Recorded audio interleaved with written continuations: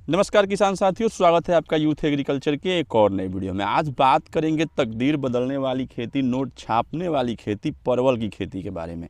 अब इसको क्यों तकदीर बदलने की खेती कहा जाता है, क्यों नोट छापने वाली खेती कहा जाता है, आज सारी बातों पे डिस्कस करेंगे। किस महीने में इसकी खेती होती है, किस तरीके से किसान बंधु इसकी खेती करें। वीडियो में लास्ट तक बने रहे। जानकारी अच्छी लगेगी तो चैनल को सब्सक्राइब, वीडियो को लाइक जरूर कीजिएगा। अगर इस वीडियो को फेसबुक पेज के माध्यम से देख रहे हो तो फेसबुक पेज को फॉलो कीजिएगा। काफ़ी सारे किसान बंधु का सवाल होता है कि परवल की खेती किस महीने में होती है। जब किसान बंधु इसको लगाते हैं तो इसकी लताओं का ही उपयोग क्यों होता है, इसके बीज का प्रयोग क्यों नहीं किसान बंधु करते हैं। सभी सवालों के जवाब आपको इस वीडियो के माध्यम से मिलेगा। सर्वप्रथम जान लें कि परवल की खेती अक्टूबर से नवंबर के महीने में की जाती है। कुछ किसान बंधु अक्टूबर में भी कर लेते हैं, कुछ किसान बंधु नवंबर में भी करते हैं। अब परवल के लिए भूमि की चुनाव करना सबसे महत्वपूर्ण होता है। परवल के लिए वैसी भूमि का चुनाव करें ना जिसपे कि पानी का जल जमाव नहीं होता हो। इसकी खेती दो तरीके से होती है। आप इसको ज़मीन पे भी लगा सकते हैं और इसको आप मचान के माध्यम से भी लगा सकते हैं। मचान पर भी इसकी खेती काफ़ी ज़्यादा मात्रा में होती है। अब ज़मीन पे लगाने के अपने अलग फ़ायदे हैं, मचान पे लगाने के अपने अलग फ़ायदे होते हैं। जिस किसान बंधु को जिस तरीके से सहूलियत समझ में आती है, अगर उनको मचान पे लगाना ठीक लगता है तो वो मचान पे लगाते हैं। अगर उनको ज़मीन पे लगाना उचित लगता है वो ज़मीन पे इसकी खेती करते हैं। थोड़ी सी ज़मीन पे कॉस्ट कम लगती है। मचान पे अगर आप परवल की खेती करते हैं तो मचान बनाने में थोड़ी सी आपको कॉस्ट ज़्यादा लगती है। सबसे पहले मिट्टी की प्रिपरेशन के बारे में बात कर लेते हैं। इसकी खेती करने से पहले मिट्टी की अच्छी तरीके से तैयारी कर लेना काफ़ी ज़रूरी होता है। सर्वप्रथम तो इसकी 3-4 अच्छी तरीके से जुताई ले लेते हैं।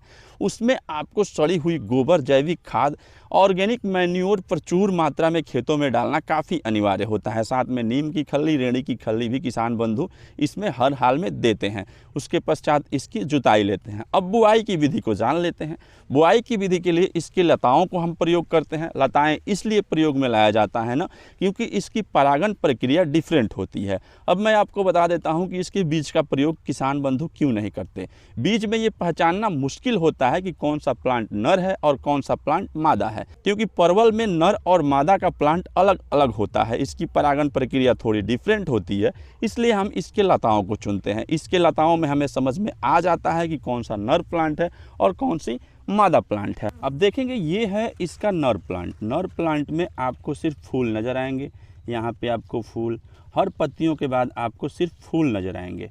इसमें आपको फल कहीं पर भी नज़र नहीं आएगा। जो छोटे छोटे आपको दिख रहे हैं ये भी फूल है, ये फल आने वाले नहीं है। लेकिन वहीं अगर मादा प्लांट पे गौर करेंगे ना, ये जैसे कि इसकी मादा प्लांट है तो यहाँ पे हर जगह पे आपको सिर्फ फल नज़र आएंगे, सिर्फ और सिर्फ फल नज़र आएंगे। इसमें आपको फूल नज़र नहीं आएगा। इस तरीके से पहचान में आ जाता है कि कौन सा प्लांट नर है और कौन सी प्लांट मादा है।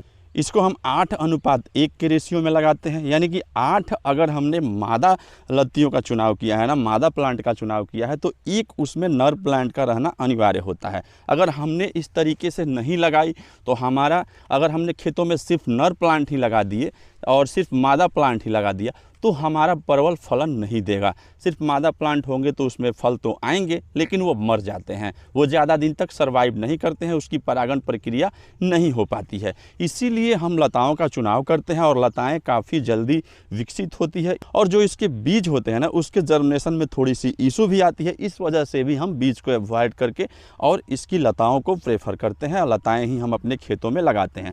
अब किस तरीके से परवल की खेती किसान बंधु के लिए वरदान साबित होती है, किसान नोट छापने की मशीन इसको क्यों बोलते हैं और कैसे ये किसानों की तकदीर बदल देती है।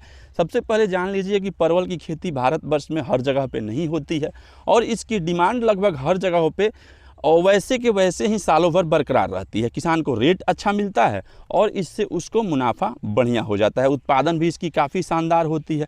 तो इसके वजह से इसके फल बेच करके किसान तो कमाते ही हैं, लेकिन जब बात आती है लास्ट टाइम की, यानी कि सितंबर अक्टूबर का ये महीना चल रहा है, इस वक्त किसान का लता बिक जाता है और ये लताएँ काफ़ी अच्छा रेट दे करके जाती है। अगर आपने आधा एकड़ की भूमि में भी इसकी खेती की है और अगर आपका परवल बढ़िया है, अच्छा है, लताएं आपकी तंदुरुस्त है, ठीक है, कोई बीमारी नहीं लगा होना, तो समझ जाइए कि आप उससे 2.5-3 लाख रुपए तो आराम से आप बचा सकते हैं। तो इस तरीके से एक फल बेच करके कमाया, फिर उसकी लताएं भी बिक गई तो उससे भी किसान को बेनिफिट हो गया। तो इतना ज़्यादा मुनाफा कोई खेती किसान को नहीं देता है, बशर्ते कि इसकी खेती अच्छे तरीके से की गई हो, बढ़िया ढंग से की गई हो। ये नहीं कि आपने कैसे भी परवल को लगा दिया और आपको उससे मुनाफा हो गया, ऐसा नहीं होता है। इसकी वैरायटी जो होती है ना, वो आम तौर पे पूरे देश में जो देसी वैरायटी वो होती है, वो होती है ठुमरिया और छाप वैरायटी। उसका डिमांड भी काफ़ी ज़्यादा होता है, उसकी लताएँ भी ज़्यादातर किसान बंधु ढूंढते हैं, खोजते हैं। और इसके अलावा भी इसकी कई सारी वैरायटियाँ होती है, जैसे राजेंद्र वन होता है। तो चूँकि राजेंद्र वन का फलन काफ़ी शानदार होता है, उसकी सब्जी भी ठीक होती है और जल्दी फलन में आ जाता है राजेंद्र वन, तो उसको भी किसान बंधु लगाते हैं। लेकिन वाइट कलर होने की वजह से ना, जब उसकी पैकेजिंग होती है तो उसमें थोड़े से दाग धब्बे हो जाते हैं। लेकिन ये जो आप मेरे हाथ में देख रहे हैं, ये आपको ये ठुमरिया और छाप वैरायटी जो है ना, इसमें आपको वो समस्या देखने को नहीं मिलती। इसकी पैकेजिंग आसान होती है और एक जगह से दूसरे जगह जाने के बाद भी इसमें दाग धब्बे नहीं होते हैं, तो इसकी खेती किसान बंधु करना ज़्यादा प्रेफर करते हैं। अब इसकी एक बार इसके प्लांट लगा देने के बाद ना, आप उसमें चाहें तो कोई भी खाद दे सकते हैं। हालांकि रासायनिक खाद थोड़ा बहुत इसमें अवॉइड किया जाता है, रासायनिक खाद काफ़ी कम मात्रा में देने होते हैं।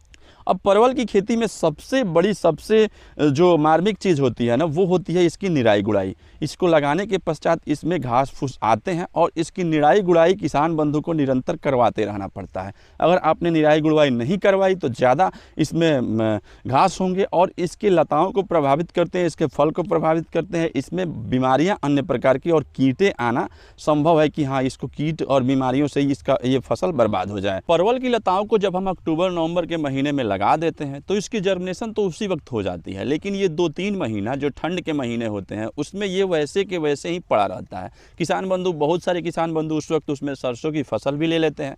जैसे ही फरवरी मार्च का महीना आता है ना, इसकी लताएं एक बार फिर से ग्रोथ करना शुरू हो जाती है और इसमें फल फूल आने शुरू हो जाते हैं। मार्च के महीने से लगातार अक्टूबर के महीने तक किसान बंधु इससे फल लेते हैं। हालांकि अगर इसकी लताओं को नहीं काटा जाए ना, तो ये नवंबर और दिसंबर के महीने में भी फल देंगे। 20 से 25 डिग्री के टेम्परेचर में फल देना शुरू कर देता है और 40 से 45 डिग्री तक टेम्परेचर को सहन करने का क्षमता परवल का प्लांट रखता है।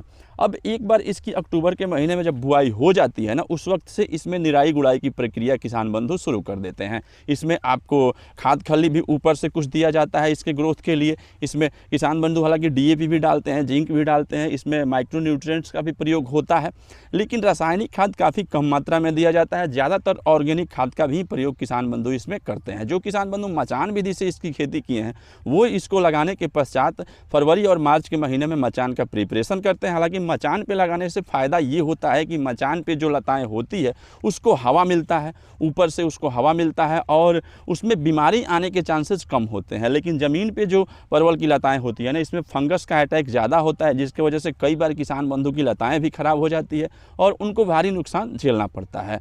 हालांकि ज़मीन पे जो परवल किसान बंधु लगाते हैं ना, इसी का डिमांड बीज के लिए ज़्यादा होता है और ये लताएँ काफ़ी महंगी बिक जाती है। जबकि जिस परवल की खेती आपने मचान विधि से की हुई है ना, वो बीज के लिए किसान बंधु उसको खरीदना नहीं चाहते हैं। इसलिए ज़मीन पे जो किसान बंधु परवल की खेती करते हैं, थोड़ी सा रिस्की तो ज़रूर होता है। लेकिन अगर लताओं को इस तरीके से, अब इस खेत में आप देख रहे हैं जिस तरीके से ये लताएं स्वस्थ है, तो इसको मतलब काफ़ी अच्छा रेट मिल जाता है इसकी लताओं को भी। और लगभग जितना का परवल वो एक साल में बेचा होता है, उतनी की लताएं वो बेच करके दोबारा मुनाफा कमा लेता है। तो कैसी लगी आज की जानकारी कमेंट करके बताएंगे। वीडियो अच्छी लगी हो, जानकारी अच्छी लगी हो, चैनल को सब्सक्राइब, वीडियो को लाइक करेंगे। मिलते हैं अगली वीडियो में, तब तक के लिए जय हिंद।